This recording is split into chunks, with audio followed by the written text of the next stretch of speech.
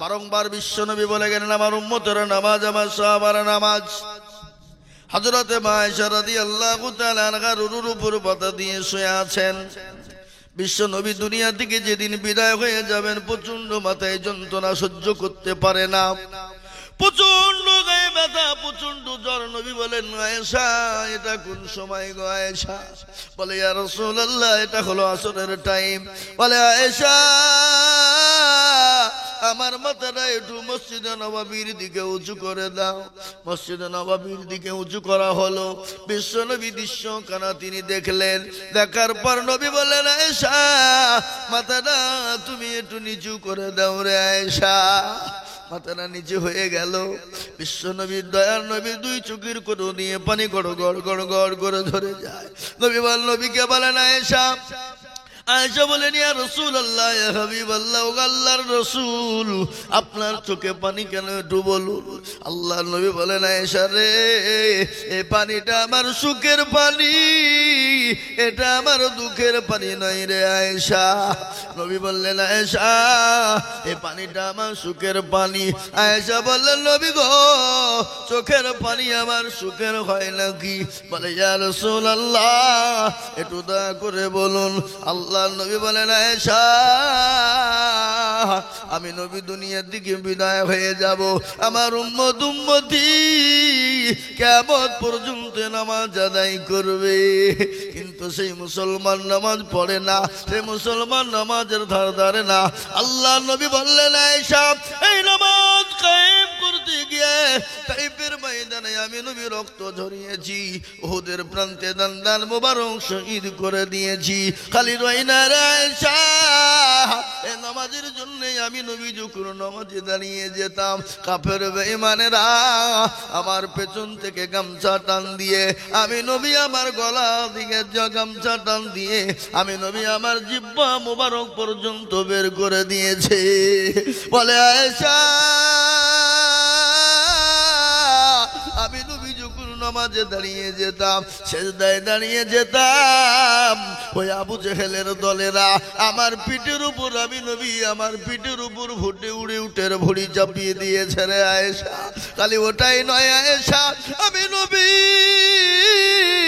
কলেমার দাওয়াত দিতে গিয়ে তাইফের ময়দানে, নামাজের দাওয়াত দিতে গিয়ে তাইফের ময়দানে আমি নবী রক্ত দিয়েছিলাম, বদরের প্রান্তে মার খেয়েছিলাম। ওরে আয়েশা আমি নবীকে তারা রক্তে রক্তিত করে দিয়েছিল। আমার আল্লাহ সহ্য করতে পারলেন না। আল্লাহ বলেন নবী গো আপনাকে মক্কার জমিনে আর থাকতে হবে না, আপনি আপনার আবু বকরকে সঙ্গে করে নিয়ে মক্কা ছেড়ে মদিনার পথে চলে যান। গজল আছে না এই বাবা, গজল আছে না নাই? আজ নবী গো আমার বানায়া বাজার হিজরত করিয়া চলেন মদিনায়। আজ নবী গো আমার গড়ায়া সংসার শুয়ে আছে সোনার মদিনায়। আব্দুল্লাহর পৃষ্ঠ হতে মায়া মিনুর গুরবাতে জন্ম নিলেন নবী মক্কাতে। আজ নবী গো আমার গড়ায়া বাজার হিজরত করিয়া চলেন মদিনায়। আজ নবী গো আমার বানায়া বাজার শুয়ে আছে সোনার মদিনায়। নবী বলে হযরত আলী আচ্ছা বিছানা খালি, নবী বলে হযরত আলী আচ্ছা বিছানা খালি, আমার বিছানায় শুয়ে যাও। আজ নবী গো আমার গড়ায়া বাজার হিজরত করিয়া চলেন মদিনায়। আজ নবী গো আমার বানায়া সংসার শুয়ে আছে সোনার মদিনায়। ওই নবীর নামে দরুদ পড়িলে, ওই নবীর নামে দরুদ পড়িলে হাবিয়া দু যখন নিভে যায়। আজ নবী গো আমার ঘোড়ায় বাজার শুয়ে আছে সোনার মদিনায়। ও মুসলমান দরদি, বিশ্ব নবী যখন মক্কা ছেড়ে মদিনার পথে যাবে, হযরত আলীর ঘরে শোয়া। আল্লাহ বলেন নবী আপনি দেরি করবেন না, বেরিয়ে যান। বিশ্ব নবী চলে যাবে, কাফের বেঈমানরা নবীর বাড়িকে গোল করে ঘেরাও করে নিয়েছে, নবীকে যেতে দেবে না।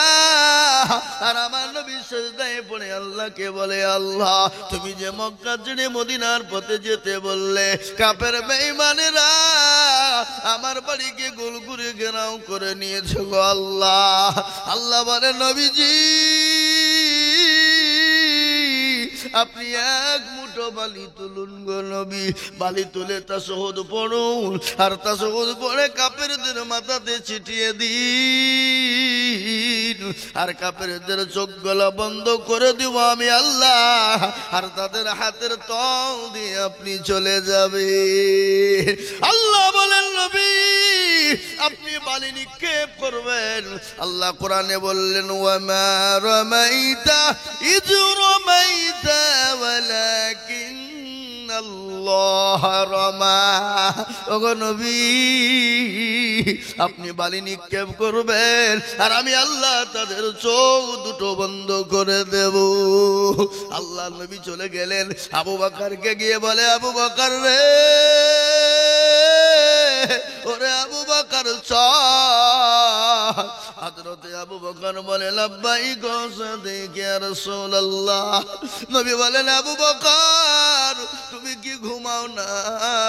বলে ইয়া রাসূলুল্লাহ, ওগো নবীজি আপনি যেদিন থেকে বলেছেন মক্কা ছেড়ে মদিনায় যেতে হবে, খোদার কসম আমি আবু বকর এক মিনিটের জন্য বিছানায় ঘুমাই নাই।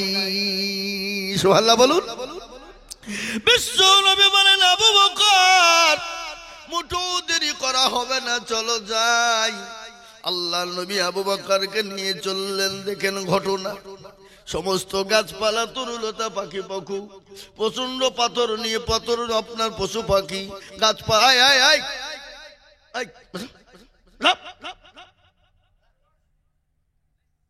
এসে বসে গেছে, আর ওঠার সুযোগ নাই। এবার মুখ চাপাইলে ওখানে মুতাবো, একমাত্র মুরব্বীদেরকে ছেড়ে দেব। কেন? মুরব্বীরা ধরে রাখতে পারবে না, কিন্তু যুবক তোমাদেরকে ছাড়বো না। কেন? আমাদের যুবকদের কাজ সারা। কি বুঝছেন আপনারা বলুন? এখন মুরব্বীর টাইট আছে, কি বুঝছেন আপনারা বলুন? ঠিক না ঠিক বলছি?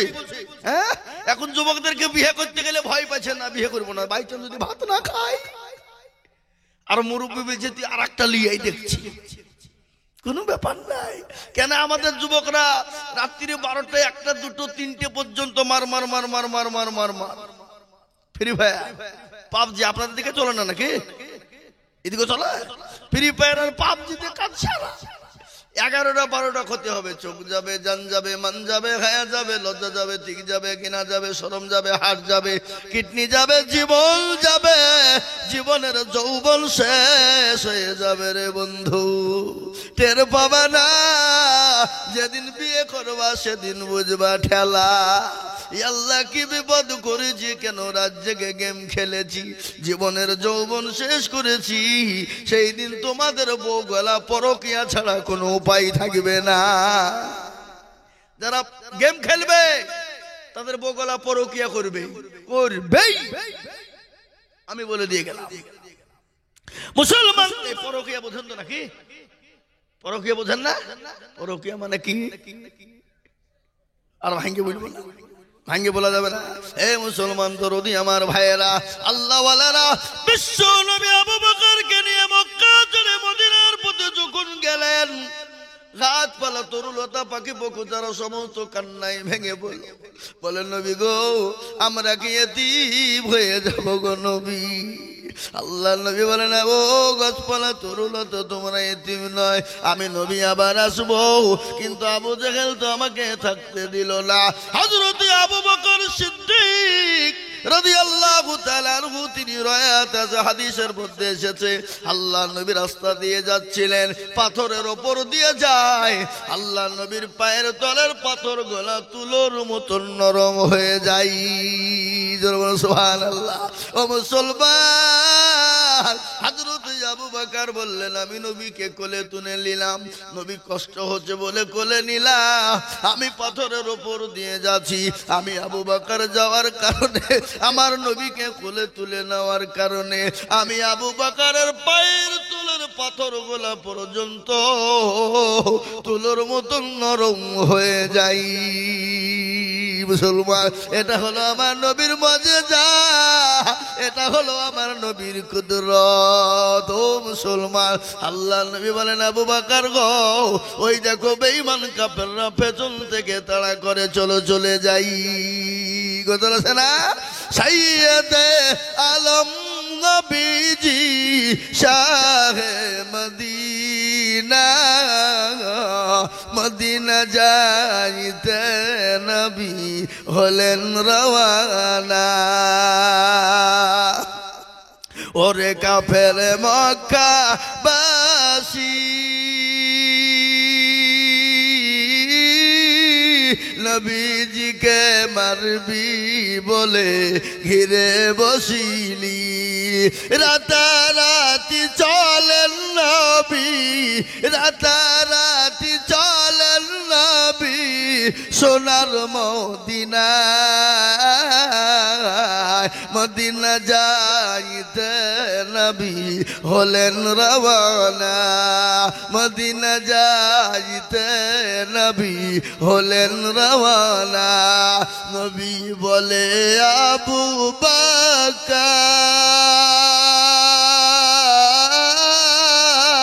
হিজরত করে যাও গো চলে হুকুম খোদা নবী বলে আবু বকর হিজরত করে যাও গো চলে হুকুম খোদা সঙ্গে সঙ্গে গেলেন নবী সোনার মদিনায় মদিনা যাইতে নবী হলেন রওয়ানা ওরে কাফের মক্কাবাসী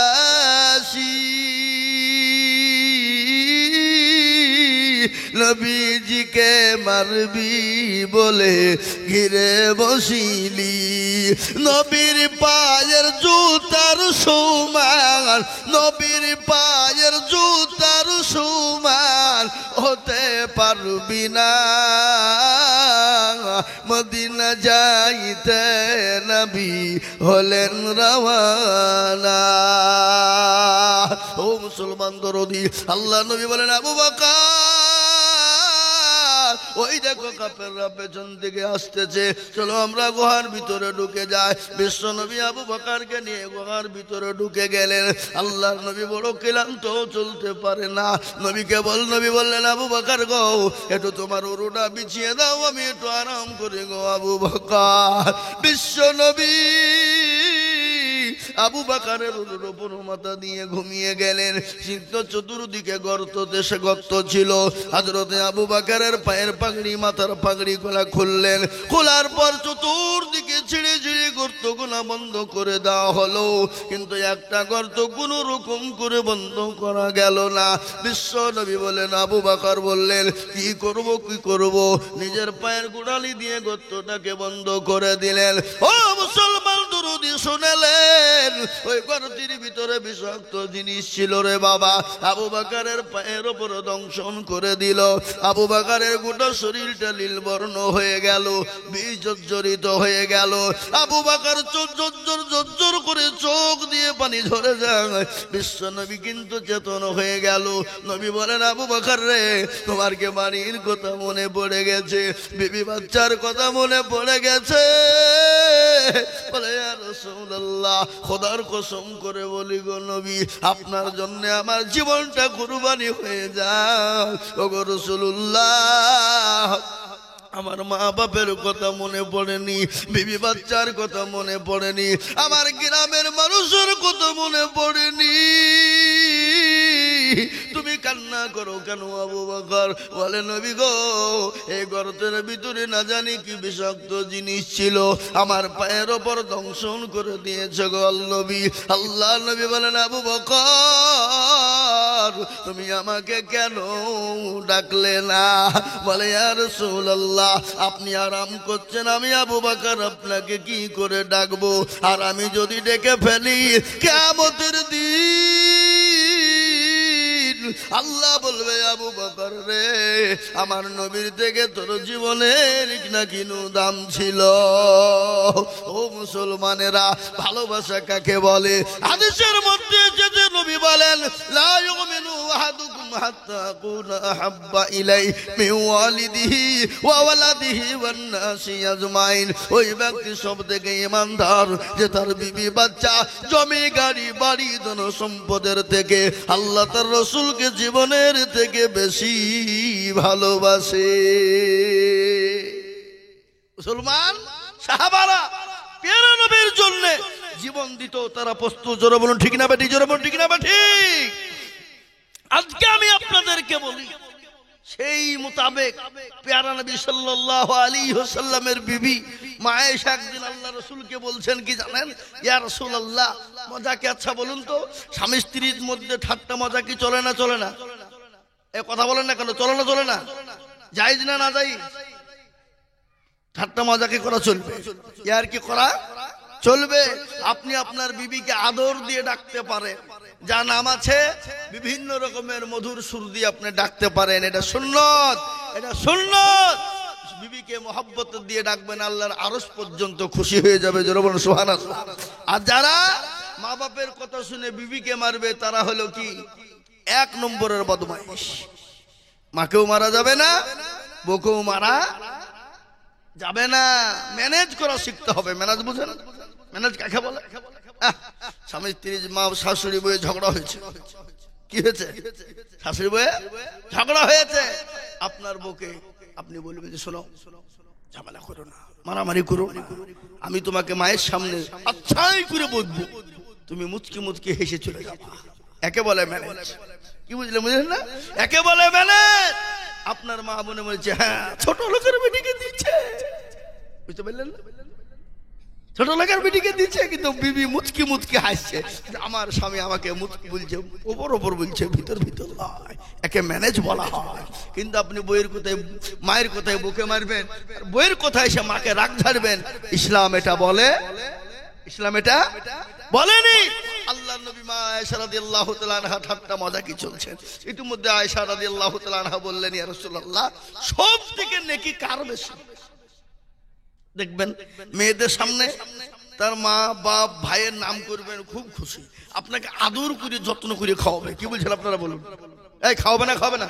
কথা বলেন না কেন? আপনি ওর ভাইয়ের, ওর মায়ের, ওর বাপের, ওর বোনের 7 গোষ্ঠীর নাম করবেন, আর আপনাকে বারংবার বলে কি দেবো, কি লাগবে, চা দেবো নাকি, পানি আনবো নাকি, আনন্দ করে যত্ন করে খাওয়াবে। আর আপনি যদি বাইচান ওর মা বাপ ভাই আত্মীয় স্বজন যদি দুর্নাম করিয়ে ফেলেন, বলে তোমার বাপ মার গোষ্ঠী কত ভালো আমি জানিনি, বুঝবে না? বুঝবে না? জোরে বলুন, কথা বলুন। একে ম্যানেজ করা লাগবে বাবা, ম্যানেজ করতে হবে, মাইলে হবে না। আল্লাহ রাসূল বলছে মেয়েদেরকে মেরো না। কাদেরকে মেরো না? মেয়েদেরকে মেরো না। কেন? নবীজি বললেন মেয়েরা হলো আমার জান। আহা, নবীজির একটাও ছেলে বেঁচে ছিল না, মেয়ে ছিল কয়জন? জোরে বলুন কয়জন? 4 জন। আল্লাহ নবী 3টে জিনিস ভালোবাসতেন, একটা হলো আতর, এক হলো নামাজ, 3 হলো মেয়েদেরকে ভালোবাসতেন। আহা, বিশ্ব নবী। নবীজির আদর্শটা কত, নবীজির জীবনীটা একবার পড়ে দেখুন না। গোটা বিশ্বের আজকে বেঈমানরা হার মানতে তারা মাথা নত করেছে বিশ্ব নবীর আদর্শের দিকে লক্ষ্য করে। আজ থেকে 1450 বছর আগে নবী যেটা বলে গেছে সেটা আজকে বিজ্ঞানীরা রিসার্চ করে আজকে তারা ওটা বের করে দেখছে যে না, মুহাম্মদ সাল্লাল্লাহু আলাইহি ওয়াসাল্লাম যে কথাগুলো বলেছে বারহাক সত্য বলেছে, এর ভিতরে কোনো রকমের সন্দেহের কোনো অবকাশ নেই। কিন্তু হতভাগা আমরা জানি না। আমাদের যুবকদের ভিতরে অনেক ছেলে আছে নবীকে বলো, কিন্তু আমাদের দেশের যুবকরা অনেকে আছে নবীর নাম জানে না। কি বলছেন আপনারা বলুন, এরকম আছে না নাই? কিন্তু এখানে যদি বলি আমাদের বাংলা জগতের সুপারস্টারের নাম বলো, তো 2 বছরের পুঁটি মাছ লাভ মেরে বলেছি হুজুর আমি বলবো, বুঝলেন বুঝলেন? সেদিন আমি একজনকে বলছি, বলতেন এই আমাদের নবীকে, বলছে কি করে বলবো নবীকে? তা তো তার বাবা বলছে এক চল মার নবীকে জানিনি তো। কি তুমি বলো তুমি যে আমার বাপ, তুমি তো জীবনে মসজিদ চেনো না, তুমি যে আমি জানিনি ওকে বলো তুমি দেখি। তো আমাদের নবী ফেরাউন আলাইহিস সালাম, আস্তাগফিরুল্লাহ, আগে ফেরাউন আমাদের নবী, সে তো নবীর দুশমন না। কি বলছেন আপনারা বলুন? ফেরাউন, হ্যাঁ ও মুসলমান দরদি আমার ভাই, আল্লাহর নবী বলে মেয়েদেরকে মেরো না। আল্লাহ নবী সাল্লাল্লাহু আলাইহি ওয়াসাল্লাম হাদিসের আল্লাহ নবী সাহাবাদেরকে নিয়ে বসা। ঘটনাটা বলি, কি গো বলবো না বলবো না বলবো? বিশ্ব নবী সাহাবাদেরকে নিয়ে বসে ইতিমধ্যে আল্লাহ নবীর কাছে একটা কোরআনে কারিমা আয়াত নাযিল হয়ে গেল। বিআইয়ি জামবিন কুতিলাত, তোমরা কোন অধিকারে মেয়েদেরকে হত্যা করেছো, মেরে দিয়েছো তোমরা বলো। আল্লাহ নবীর কাছে যখন ঘোষণা হয়ে গেল, সমস্ত সাহাবারা আপনারা বলতে বসতে লেগেছে। সমস্ত সাহাবারা বলেন ইয়া রাসূলুল্লাহ আমার একটা মেয়ে, আমি জান্নাতে যাব না। নবী বললেন বারহাক তুমি আল্লাহর জান্নাতে যাবা। আরেকজন বলেন ইয়া রাসূলুল্লাহ আমার যে দুটো, আমি জান্নাতে যাব না। নবী বললেন বারহাক তুমি আল্লাহর জান্নাতে যাবা। আরেকজন বলে ইয়া রাসূলুল্লাহ আমার যে 3টে মেয়ে, আমি কি জান্নাতে যাব না? নবী বললেন বারহাক তুমি জান্নাতে যাবা। ইতিমধ্যে একজন সাহাবা ছিল যার নাম হলো আবু দারদা রাদিয়াল্লাহু তাআলা আনহু, তিনি কান্নায় ভেঙে বলেন, হাউমাউ করে কাঁদতে লাগলেন। নবীর সামনে দাঁড়িয়ে থাকতে পারে না আবু বকর। আল্লাহ নবী বলেন আবু দারদা তুমি কান্না করো কেন? বলে নবী গো এক্ষুনি যে কোরআনে কারিমা আয়াতটা নাযিল হয়ে গেল গো নবী, আমি দাঁড়িয়ে থাকার মতন পরিস্থিতি নাই। নবী বলেন আবু দারদা তোমার ঘটনাটা আমাকে খুলে বলো। বলে ইয়া রাসূলুল্লাহ আমি যখন দলের লিডার ছিলাম, নেতা ছিলাম, আমি তখন কত মেয়েকে হত্যা করে দিয়েছি, কত মেয়েকে মেরে দিয়েছি। কিন্তু নবী গো আমি যখন দলের নেতা ছিলাম, লিডার ছিলাম, আমার বিবির পেটে বাচ্চা ছিল। আমি যখন সিরিয়ায় ব্যবসায় চলে গেলাম, আমি আমার বিবিকে বললাম বিবি রে তোমার গর্ভে যে সন্তান রয়েছে, যদি কন্যা সন্তান হয় তাকে গলা হত্যা করে মেরে দেবে, আর পুত্র সন্তান হলে তাকে লালিত পালিত করবে রে বিবি। ইয়া রাসূলুল্লাহ নবী বলেন ও আবু দারদা তোমার ঘটনাটা তুমি খুলে বলো।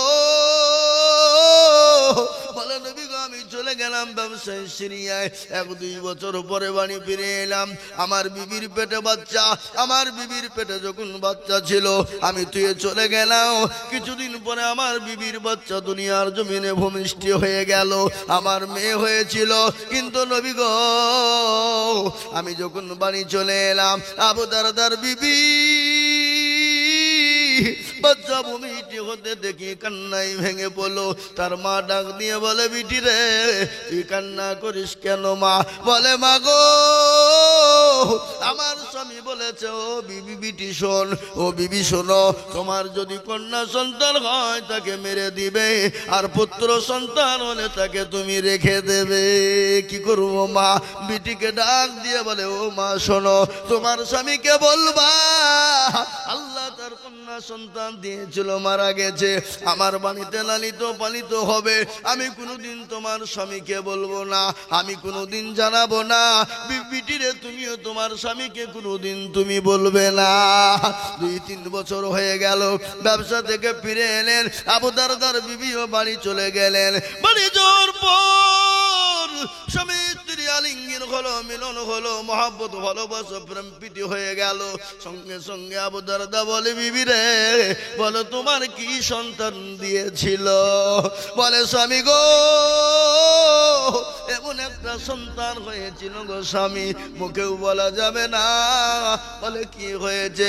বলে স্বামী আপনার কথা অনুযায়ী সে কাজ হয়ে গেছে। বলে বিবি তুমি ঠিক করেছ, তুমি যদি ওই মেয়েকে না মেরে দিতে তাহলে তো আমাকে কেউ দলের নেতা বলে কেউ মেনে নিত না। 1-2-3 বছর কেটে গেল। হঠাৎ করে আবু দারদা বলে বিবি শোনো, বাড়িতে ভালো লাগে না, চলো বেরিয়ে আসি। কোথায় যাব? বলে চলো শ্বশুর বাড়ি যাই। তোমার বাপের বাড়ি যাবে? বলে না না আমি যাব না, আপনি যান ঘুরে আসুন।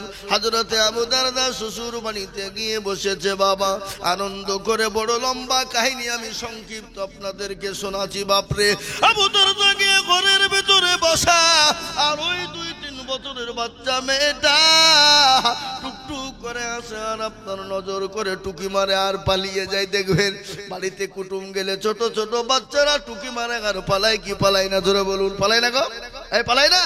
ও মুসলমান, ওই 3 বছরের বাচ্চা না আছে, টুকি মারে আর পালিয়ে যায়। আবু দারদার মনে খটকা হয়ে গেল, মেয়েটি কার রে? কে এত সুন্দর মেয়ে, চোখগুলা পটলের মতো চোরাচিরা, এত সুন্দর, অতীব সুন্দর। তিনি বললেন মেয়েটিকে, শাশুড়ি মাকে ডাক দিয়ে বলে, মা এই মেয়েটি কার একটু বলুন। কেন বাবা কেন? মেয়েটা কি তোমার পছন্দ? বলে মা গো, এই মেয়ে যদি আমার হয়ে যেত, আমার কলিজা ঠান্ডা হয়ে যেত, আমার বুকটা ঠান্ডা হয়ে যেত মা। এই কথা যখন বলা, আবু দারদার শ্বশুরি মেয়ে মানুষ, তার মনটা গলে গেল না। বাপ যখন এই কথা বলেছে, সঙ্গে সঙ্গে বলে, বাবা রে, এই মেয়েটা হলো তোমার। তোমার এই কথা যখন বলা, আবু দারদা জোরে করে বুকে টেনে নিয়ে বিটির গালে চুমু দিল।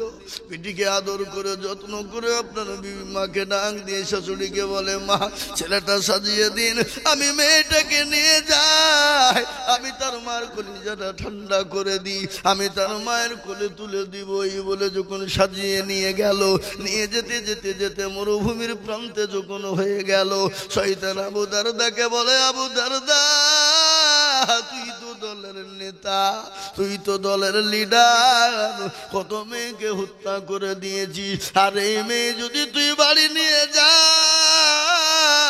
তোকে কেউ নেতা বলে মানবে না, কেউ তোকে লিডার বলে মেনে নিবে না।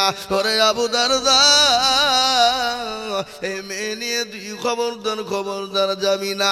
আবু দারদার মনে খটকা বেঁধে গেল, তাই তো আমি তো মেয়েকে হত্যা করে ফেলেছি, এই মেয়ে যদি আমি বাড়ি যাই, আমাকে কেউ নেতা বলে মানবে না। মরুভূমির প্রান্তে বিটি বলছেন, আব্বু গো একটু পানি দাও, পানি দাও বলে পানি চেয়েছে।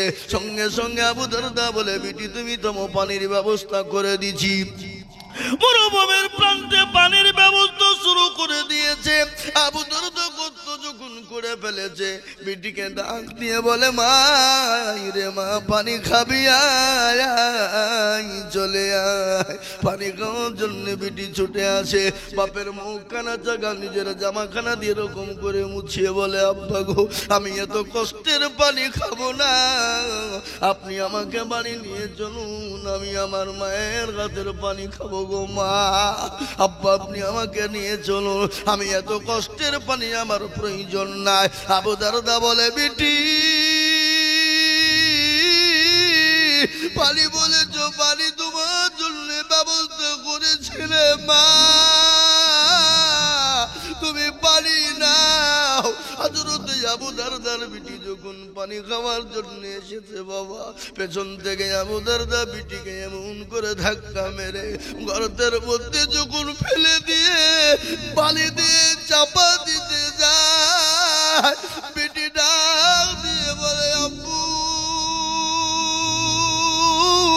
আপনি আমাকে মেরে দেবেন না, আমি আপনার দুয়ারে দুয়ারে যাব না, আমি মানুষের দুয়ারে দুয়ারে ভিক্ষা করে খাবো গো আব্বু, আমি আপনার দরজায় যাব না, আমি আপনার বাড়িতে কোনোদিন যাব না, আপনি আমাকে মেরে দিবেন না।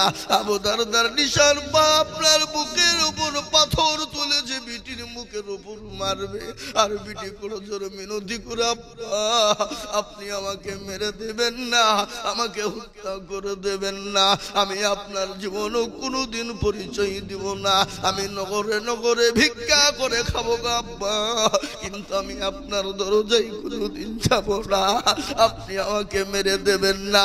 আবু দারদা শুনল না, পাথর তুলে বিটির বুকের উপর মারে, পেটের বুক পেটে রক্ত যখন ভুমকারি দিয়ে দেয়, সঙ্গে সঙ্গে আল্লাহ নবীর সামনে বর্ণনা করে, বলে নবী গো, আমার পেটের বুক পেটে যখন রক্ত যখন ভুমকারি দেয়, আমি আবু দারদা, আমি রাত্রি বেলায় ঘুমাইতে পারি না। আমার মেয়ে আমাকে আব্বু আব্বু আব্বু আব্বু করে চিৎকার করে ডাকে। নবীর চোখের পানি গড় গড় গড় গড় গড় গড় করে ঝরে গেল। নবী বলেন, আরে এরকম নিষ্ঠুর পৃথিবীতে মানুষ থাকে, এরকম কাজ মানুষ করতে পারে, এরকম কাজ কেউ করতে পারে নাকি? এতটুকুন বাচ্চাকে এরকম করে বুকে পাথর তুলে মেরে দিতে পারে? ও মুসলমান গো, সেই জামানা ছিল জাহিলিয়াতের জামানায়। বিশ্ব নবীকে বললেন, ইয়া রাসূলুল্লাহ, আল্লাহ কি আমাকে ক্ষমা করবে না? নবী বলেন, আবু দারদা, তুমি আল্লাহর কাছে বেশি বেশি বেশি করে তওবা করো। আজকে বাড়িতে মেয়ে হলে ভারী হয়ে যায়, আজকে বাড়িতে মেয়ে হলে বিষ বিষ বিষ বিষ করে, আজকে বাড়িতে মেয়ে হলে রাগ হয়, আজকে বাড়িতে মেয়ে হলে বিবিকে মারে। কিন্তু নবী বলেছে, যে বাড়িতে রহমত বর্ষণ হয় সেই বাড়িতে মেয়ে জন্ম হয়, যে বাড়িতে মেয়ে জন্ম হয় সেই বাড়িতে আল্লাহর রহমত বর্ষণ হয়ে যায়। আজ মুসলমানদের দিগো, তাই খবরদার মেয়েদেরকে কেউ মারবেন না, মেয়েদের গায়ে কেউ হাত দিবেন না। নবী বলেছেন, খবরদার তোমরা মেয়েদেরকে গালি দিও না, মেয়েদেরকে মেরো না, মেয়েদের গায়ে কেউ তোমরা হাত দিও না। তাই বিশ্ব নবী দয়ার নবী সাহাবাদের বলছে, আল্লাহ নবী বলছেন, আয়েশা বলো তো বলো তো, আমার আল্লাহ নবীকে বলছেন, ইয়া রাসূলুল্লাহ বলুন সব থেকে নেকি কার? নবী বলেন, আয়েশা রে, সব থেকে নেকি হলো হযরতে ওমরের। হযরতে আয়েশার মুখটা ভারী। নবী বলেন, আয়েশা আমি বুঝতে পেরেছি তোমার মুখটা ভারী। আয়েশা গো, আমার আবু বকরের একদিনের নেকি আর আমার সমস্ত সাহাবাদের সারা জীবনের নেকি এক পাল্লাই যদি করা হয়, আমার আবু বকরের একদিনের নেকির সমতুল্য হবে না।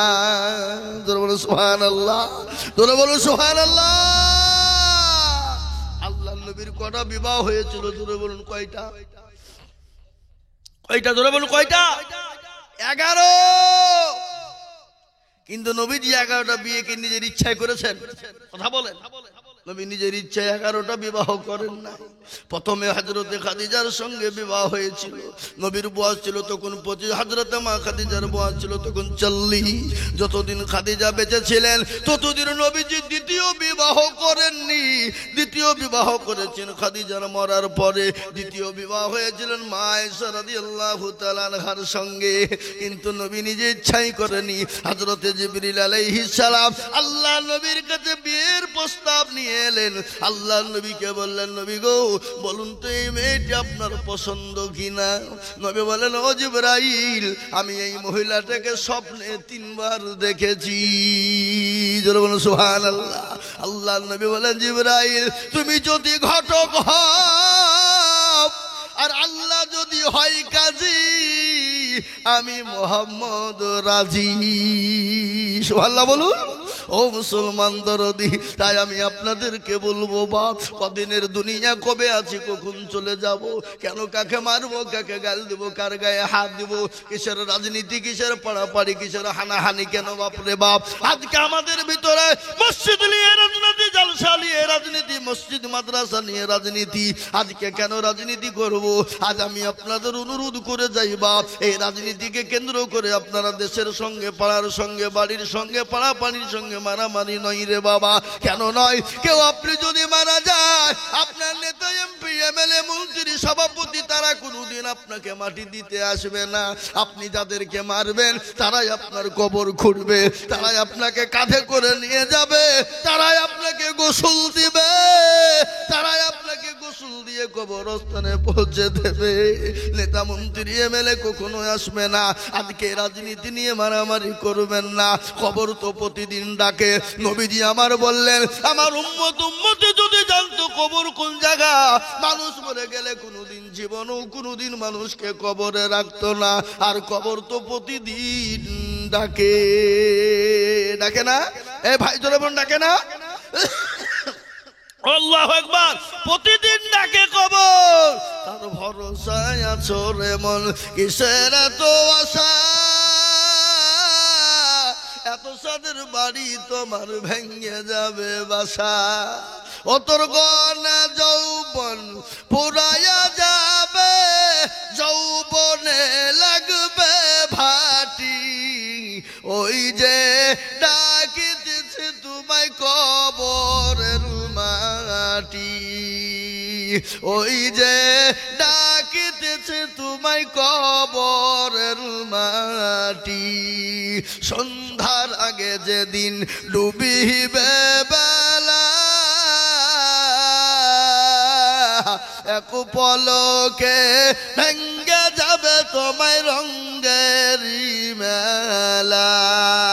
ও কারে বকবা, কার মাথায় ভাঙবা লাঠি, ওই যে ডাকিতেছে তোমায় কবরের মাটি। খবর পেয়ে আসবে আত্মীয় স্বজন,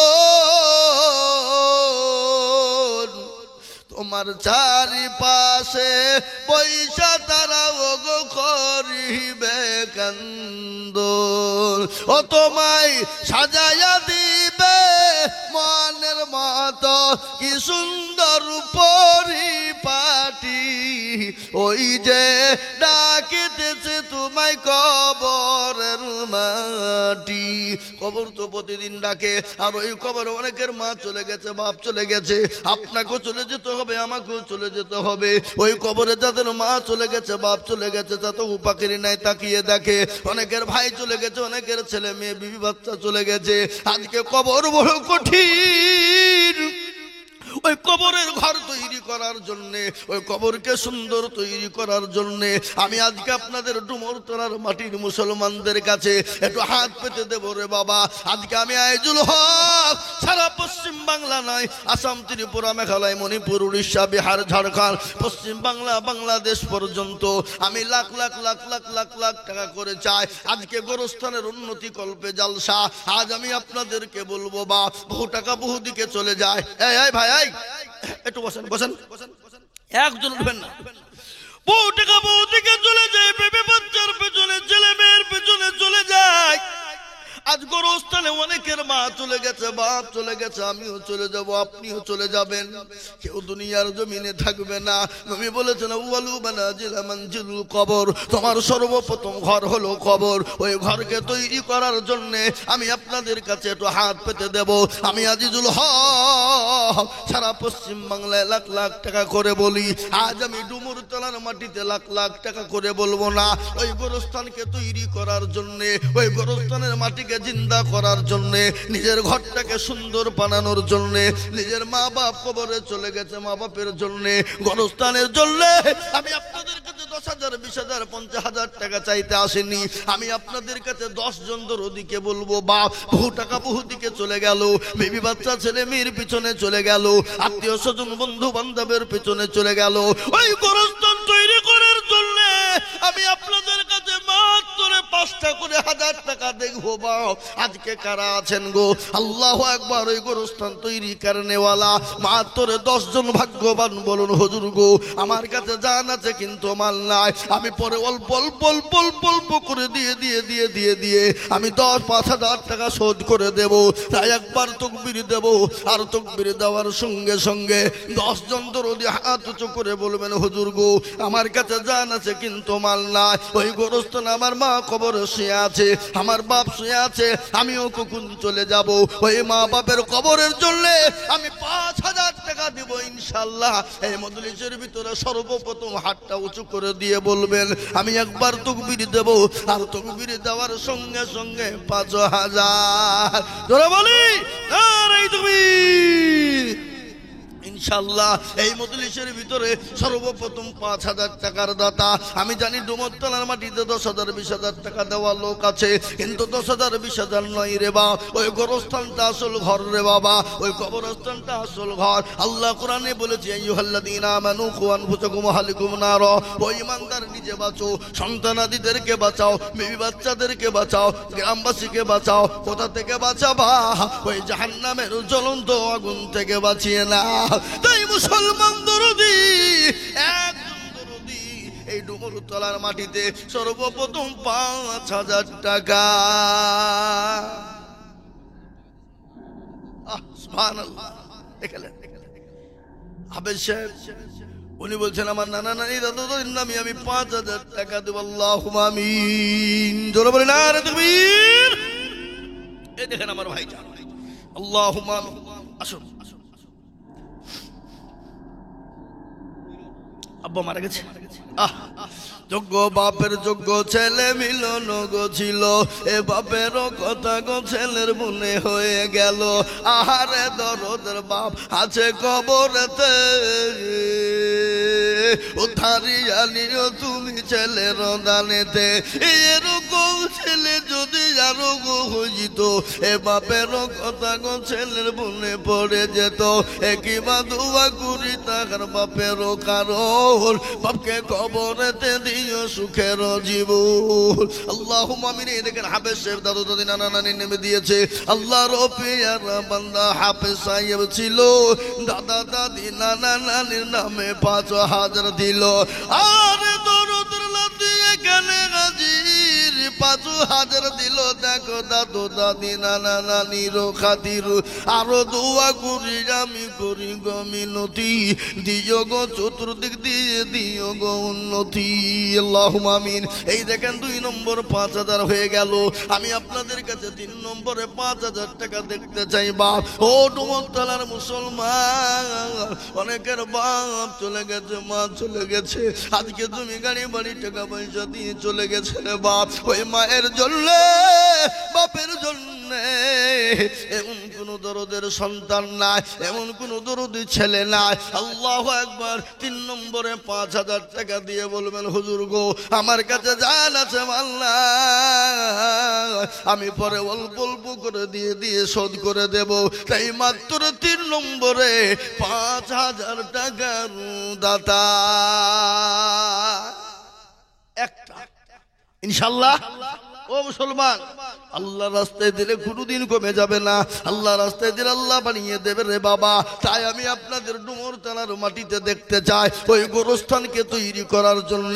আপনার আমার মা বাপ চলে গেছে, আমরাও কোন টাইমে চলে যাব। তাই আমি আপনাদের কাছে 5,000 করে 10 জন দরদি দেখতে চাই বাপ। তার মধ্যে 2 জন 5,000 করে হয়েছে, 3 নম্বর আর 1 জন দরদি 5,000।